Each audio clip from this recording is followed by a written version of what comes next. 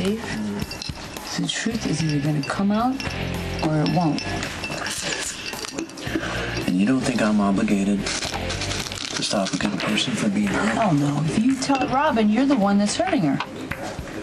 Well, what about you? What are you feeling about Dr. Lisa Niles? In retrospect, I can see her interest in me was directly proportional to any reaction she could get out of Patrick. Yeah. You know, things happen between people. It's when people get in the middle that you start to get trouble. But I believe that if two people really love each other, I think they do. Then they're going to find their way back. You want my opinion? Yeah. I think this Lisa Niles is a fool. She's chasing after some man that she can't have when she's got a perfectly good man right in her face. And what does that make me? That makes you better off. I mean, some ladies can get very lucky with a nice guy like you. But, oh, nice guy. Sorry. Yeah, kiss of death. Maybe you're kicking yourself for playing doctor with one of your doctors.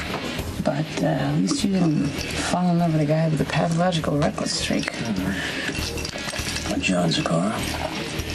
Steve, I keep trying and trying to save that man from himself, but he's just hell-bent on taking down Sonny Campos. Well, that's a habit that'll surely lower your life expectancy. Just tell myself that I gotta get him out of my life. You know, spare myself the grief. I can't take my final goodbye to him being over his coffin. How's that going for you? Just standing. No. I got this. I promised you a drink when I pressed you into service to help save Ethan. And even better,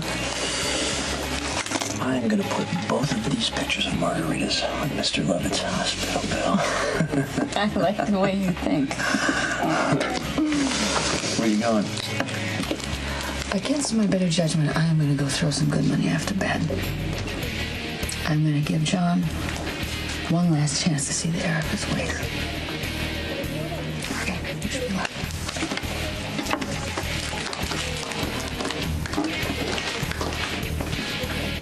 I do. Claire Walsh, federal prosecutor, Brooklyn Ashton, someone very special to me.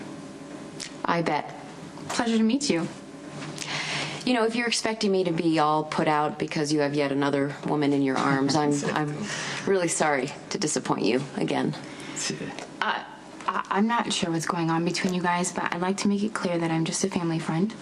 He grew up with my mother in Bensonhurst, and he's like an uncle to me. So, sorry to ruin your fun. No, it's fine. Remember what I said? Yeah. Excuse me.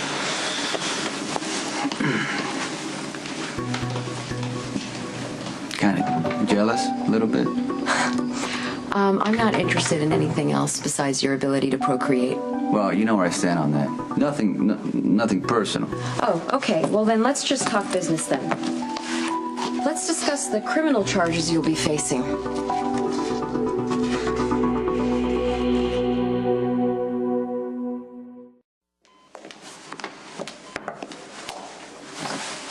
I brought you something. Okay. Let's see. Dr. Kyle O'Leary, call 34. Silk pajamas and a smoking jacket. Very nice. Although with my sore throat, thank you. That'll be lighting up anytime soon. But thank you. Boy, you'd think with all the money the Quartermans have dumped into this money pit of a hospital, they would be able to supply at least the most basic of creature comforts. If you're through beating up that pillow, I have a question. Well, it doesn't seem to be working, and I want you to be comfortable. I'm very comfortable, thank you. Okay, so what's your question? Aren't those clothes very similar to the ones you bought Luke for his birthday? All of Luke's belongings were tossed out on the south lawn. Next time I walk by, I'll have a look. I'm going to set up a room for you at the house. Oh, no, there's no need. I'm doing very well, and, I'm going to be fine. There's no need to go 24-hour nurses. Okay, a blonde, a brunette, or redhead? Actually, since they work 8-hour shifts. Can we do one of each? No, seriously, there's no need for all this fussing. You were shot in the neck by a madman. Okay, when you put it like that, it sounds very dire indeed. But really, it's just a scratch. I mean, I've cut myself worth shaving. I tried to get hold of your father.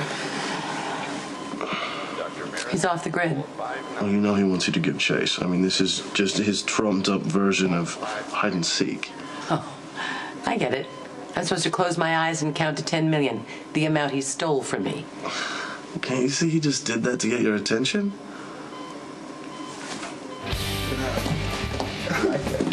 Hey, Miss Lulu. Hey.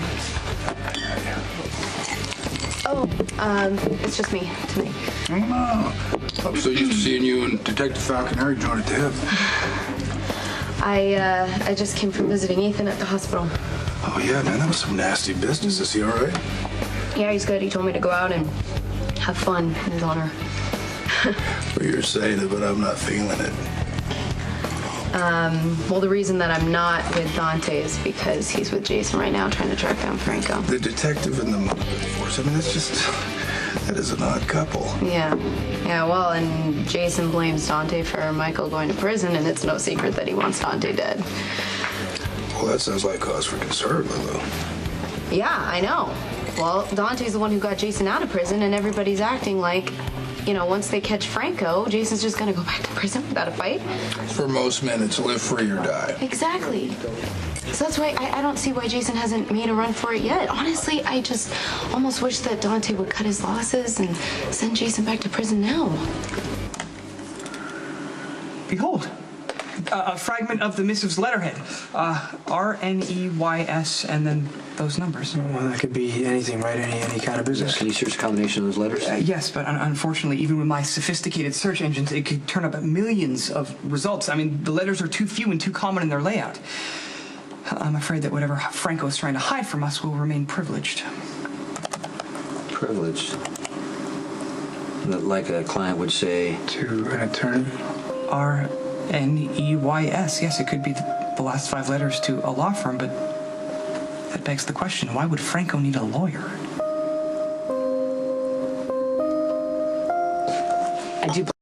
All right, call Luke again. Tell him I was shot in the neck by a madman. Now leave out the part about my amazing recuperative abilities. Tell him I'm on my deathbed and that I have a secret I will only reveal to him. To what end? Well, to get you two back together. I say this with the utmost love and respect for both of you. You deserve each other. I deserve better. And your 10 million? If Luke stays gone, it'll be money well spent. Come on, you're conning a con here. I mean, I see that you're angry and you're hurt. Luke screwed up, yes. That's an understatement. Okay, but the fact remains that Luke loves you, and you love him. Cement the barrows to ICU. Ethan, love isn't a game. You can play it that way, but then you end up losing any opportunity you might have had to have something real. That's what Luke did.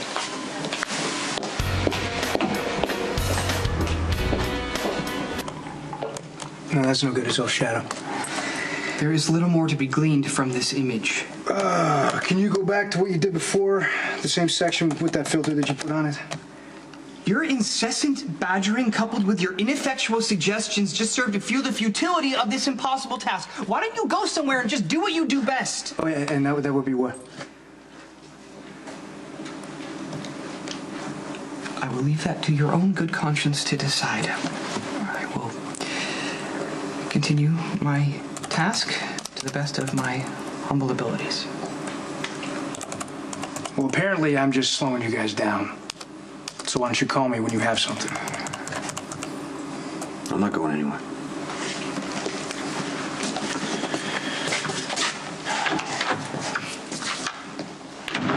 Stone Cold, I cannot stay, Mama, as the betrayer breathes down my neck just waiting to bring you back to Pentonville. Please, I implore you, just reconsider my offer to disarm your monitor and Spinelli, I already told you that I am not running, okay? We're gonna find Franco, and then I'm going back to Pentonville.